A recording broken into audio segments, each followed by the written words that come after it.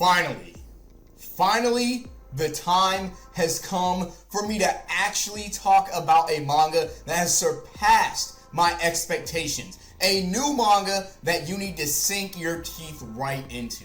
And that is Grand Metal Organ.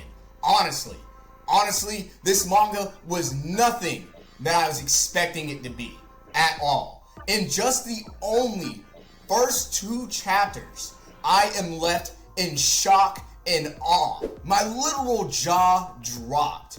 Please check it out after the end of this video and you won't be sorry. I'm talking about, this is a manga that conceptualizes sci-fi and monsters and makes it into an insane, perfect blend, creating a societal construct that blurs the lines of morality.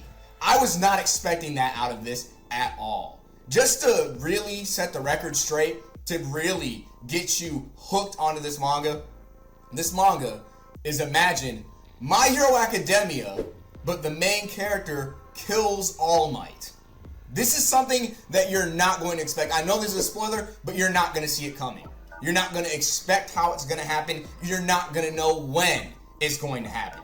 And I'm telling you, the way the world building is in this manga, I was really satisfied. It was along the lines of something that Tsutomu Nihei, the creator of Blame, it felt like something that he would make. But there was a lot more storytelling involved. And this was a lot less subtle than something that he would make. And that isn't a bad thing. This is something that I would give the manga a lot of credit for. Because in just only the few chapters that have been out as of this video, it expands on so much. Everyone in society is divided in between 2 different groups. Whether it be the people who have electricity flowing through their bodies and the people that have no energy residing within themselves. Between the 2, society dictates that the ones who do not have energy are practically a waste of skin, a waste of life, and a waste of space. And so they try to throw away these people as if they're trash. While everyone who does possess electrical powers and abilities are set at a higher societal standing. They have more value. And this creates a really gray area when it comes to the moral compass of all of the characters that are enveloped by the structure of their society. Because on one hand, we have people debating on whether or not the true humans are these humans that take a rather realistic and primal state of a transformation by turning into giant monsters. And then you have humans that also end up branching further and further into the sci-fi aspects of how their bodies change and what kind of energy they produce with their own electricity. So it really makes you ask, what makes a human a real human? And each sides go at war when it comes to this. Because after all, if someone's turning into a giant monster, you're not going to see them as human. But then again, we have these humans that are attached to robot sci-fi parts that give them abilities that one wouldn't really even wrap their heads around. Because again, there's no human being that should be able to shoot electricity out of their body.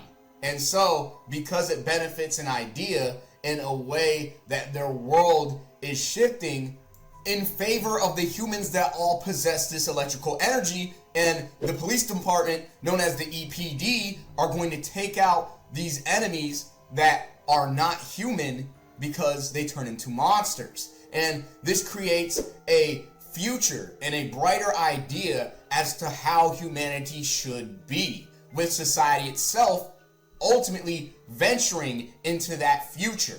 Now, this would make you think about the succession and the evolution of humanity. But little would they all know that this might be the ultimate thing that leads to humanity's extinction. And so you have 2 opposing forces.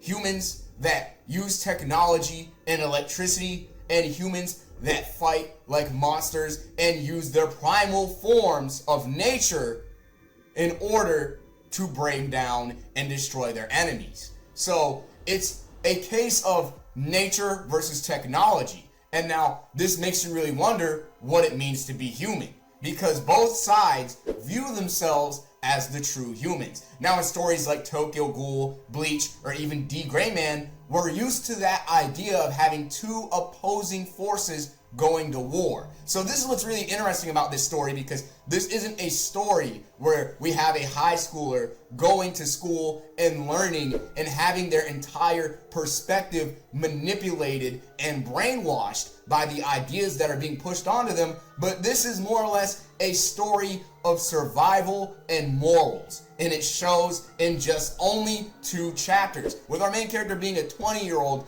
he envisions and dreams himself to be a hero, yet he takes the form of a monstrous, disgusting beast. And we understand that being a hero is to be someone that saves lives. Now when he ends up saving someone and they witness his form, witness his disgusting, ugly transformation, they fear him.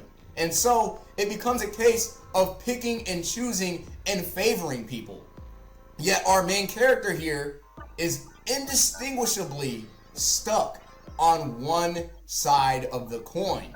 Unlike a character like Kaneki, who flips through both perspectives, this main character is forced to fight for a single opposing side because society rejects and denies him. Now, whether or not he's going to turn into someone who wants to tear down and destroy this society on a path of revenge, or he becomes a character that ends up saving everyone and showing everyone that humanity can coincide and destroy all their differences in order to create a new kind of world, is something that I am very well invested in.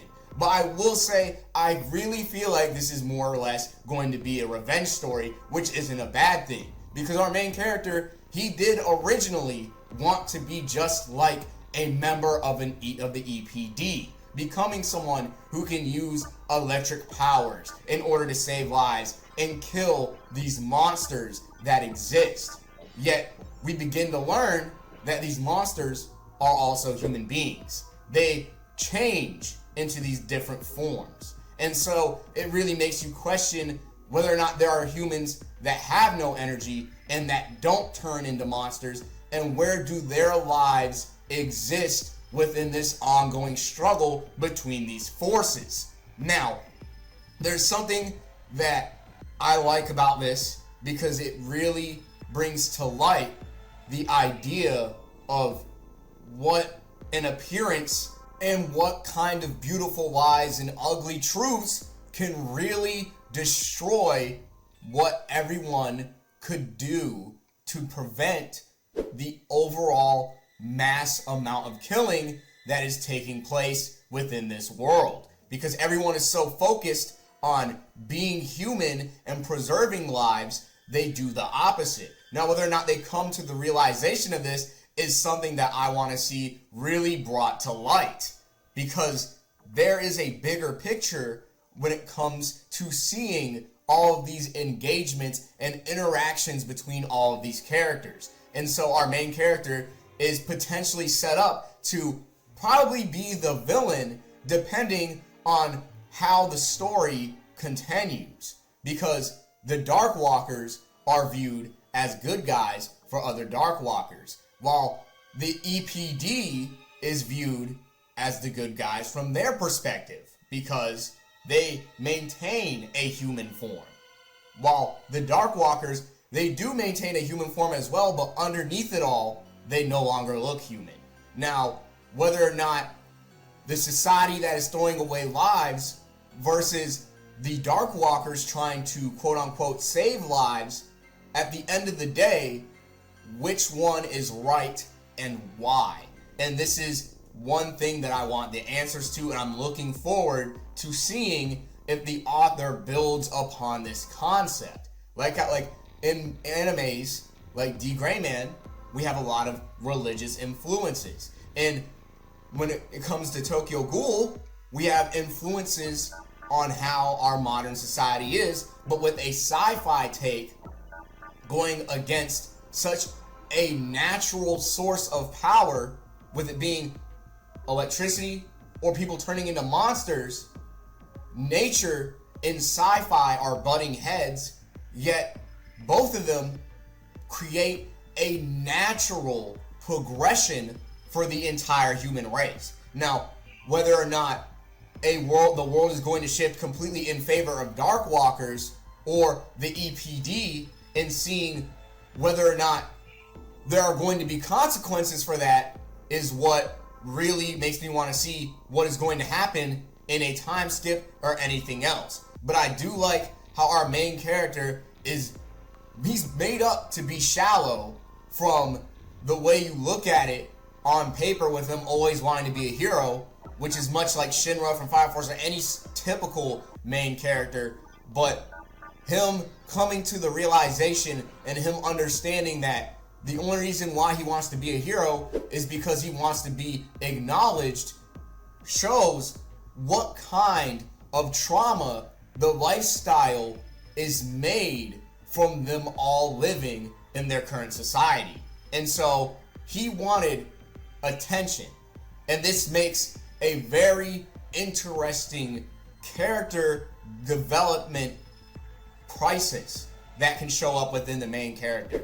And now, whether that acknowledgement by others is still going to be a thing or not, creates a very different kind of reflection when it comes with all the perspectives that are at hand here.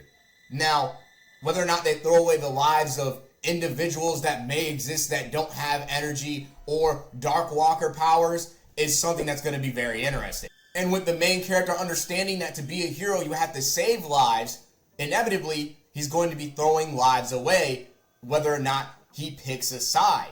Now, if he distinguishes the two and makes it so that society can find a way beyond this war, then that might be the true goal and the true dream that he's trying to realize when it comes to being a hero. But either way, if he does pick a side, he could just be the villain. And this manga has a lot of plot twists already.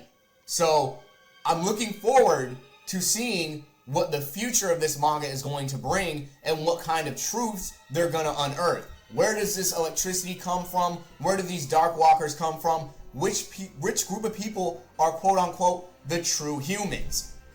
Right now, I feel like I can definitely say that this is a worthwhile investment. Definitely check out Grand Metal Organs as soon as possible, because you're going to be as impressed as I was reading these first 2 chapters. It's good to know that sci-fi is still a genre people care about, even in manga still.